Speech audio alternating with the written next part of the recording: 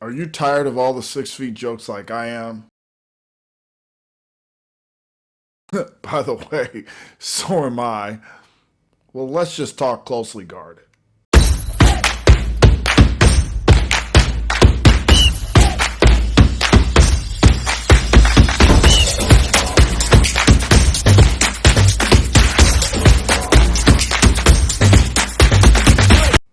Welcome back to Officiating Born, where we this time are going to extend our series on definitions.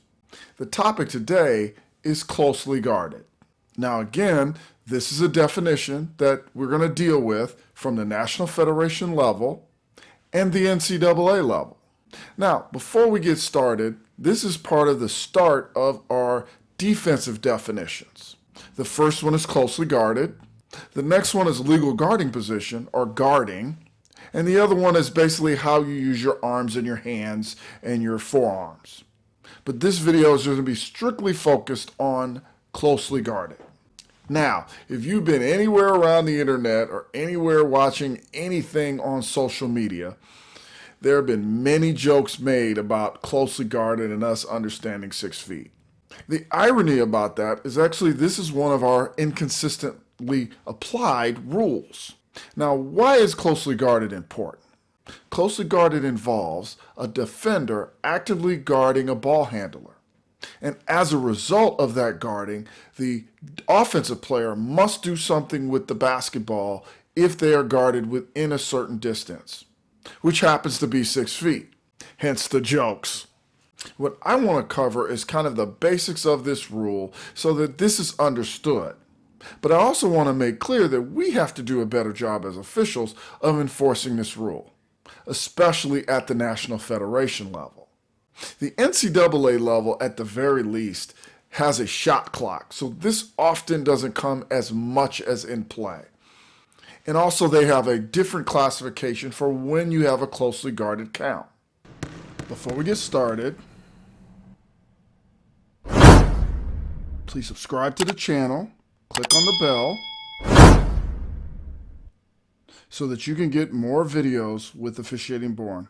So let's get into some details about this rule.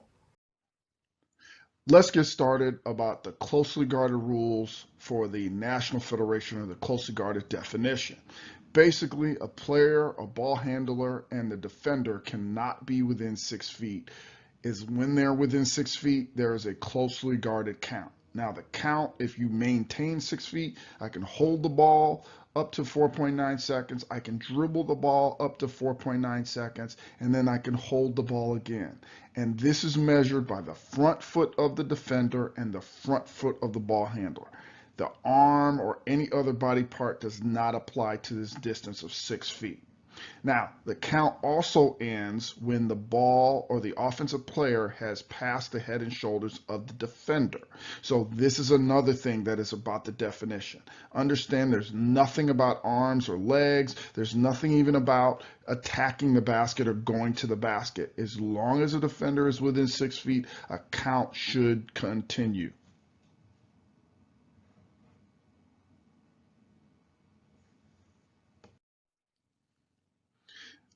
At the NCAA level, closely guarded has a different definition. And actually, it's not a definition, but just let's talk about it in practice. Closely guarded for both men's and women's does apply to 6 feet, but it only applies to a player that is holding the basketball. It does not apply at all to a player that is dribbling the basketball. Now, you might ask why. There's a shot clock at both of those levels. So they have 30 seconds in order to get that ball to the basket. If it doesn't, there's a violation. So there's really no need for closely guarded at that level.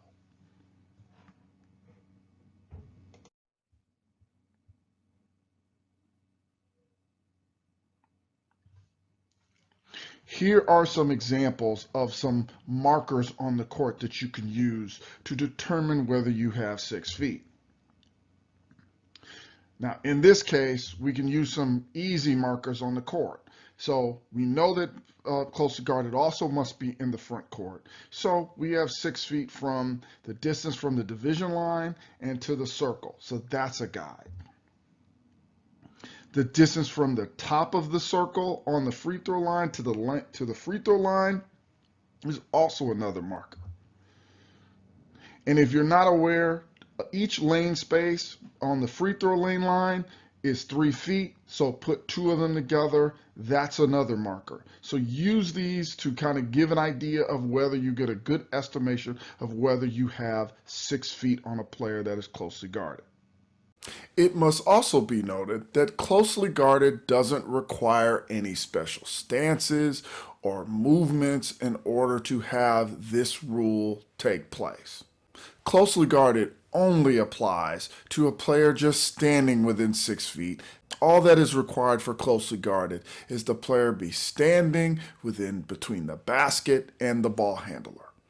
That is it. So there's no active stance, there's no putting your arms out, there's no special way. If you're standing within 6 feet, you have applied the rule properly. Now, another guide for 6 feet is if a player is around 6 feet or maybe even a little above 6 feet, a good gauge for applying this rule properly is if that player that is 6 feet can fall over and hit the player that's in front of them, whether it be the ball handler or the defender. This is a good little gauge if you do not have the court markings as your only guide. This is something I've been using for years, and I've known other officials to do the same thing. This is a lot better than being right up on a ball handler and then requiring a closely guarded count only in those cases.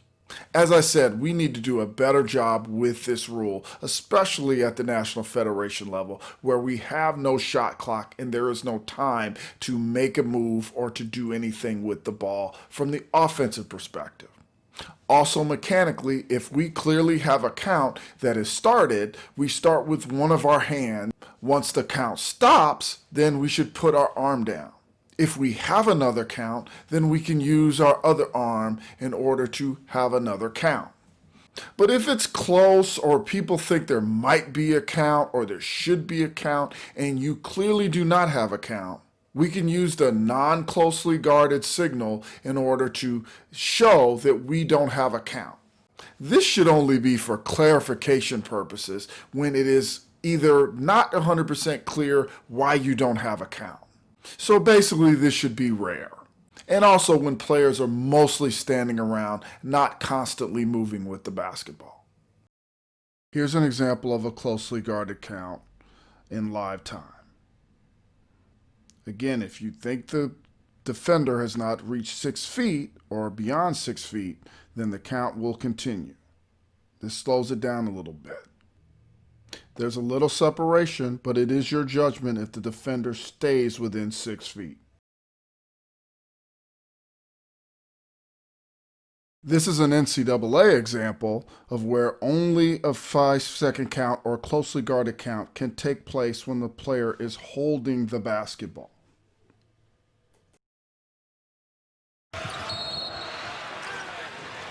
Now that rule has changed. Let's look at the officials of actual count.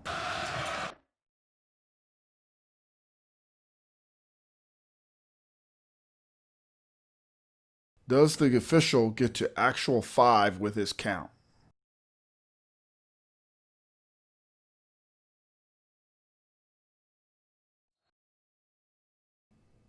He seems to call it at 4. In this video age, it appears everything that we do appears to be watched. So it is imperative that our count is crisp, as accurate as possible, and looks very distinctive so we know when we have a count and start a new count. Just be aware that we're being watched, and any little thing that they can do to scrutinize our judgment, they will do. Here's an example of a not closely guarded signal when a player is beyond 6 feet. Use this only for clarification purposes. Thank you for watching the video to the end. Stay away from the 6 feet jokes, but again, stay safe as we are in this off season and we really don't know exactly what is going to happen as the year goes on. But don't forget to subscribe, like, hit the bell so you can get more content coming up here soon.